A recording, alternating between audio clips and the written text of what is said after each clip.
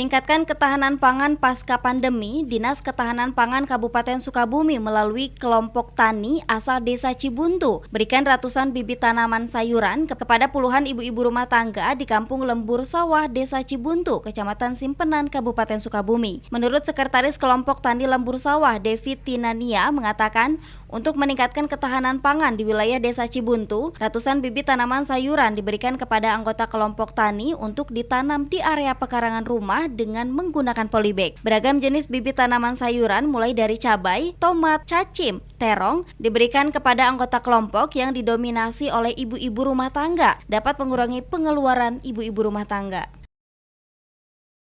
Pada hari ini pembagian bibit dilaksanakan secara bertahap dari pagi sampai hari ini.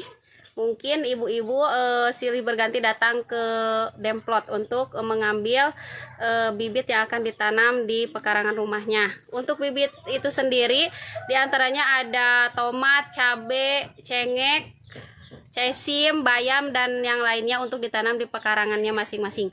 Alhamdulillah dengan adanya bantuan dari Dinas Ketahanan Pangan untuk kelompok Lembur Sawah, perekonomian masyarakat terutama ibu-ibu di lingkungan Kampung Lembur Sawah bisa mengurangi beban perekonomian apalagi di pasca pandemi. Menurut anggota kelompok tani Lembur Sawah, Ibu Eti, mengatakan dirinya sudah tergabung dengan Poktan Lembur Sawah sudah hampir 2 tahun. Saat ini anggota Poktan Lembur Sawah diberikan puluhan bibit tanaman sayuran untuk ditanam di area pekarangan rumah.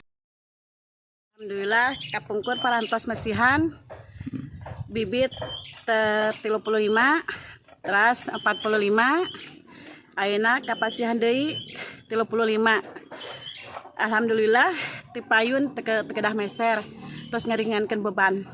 Jenis sayuran cabai rawit, tomat, sareng bayam, kangkung, sadri, bawang daun, yang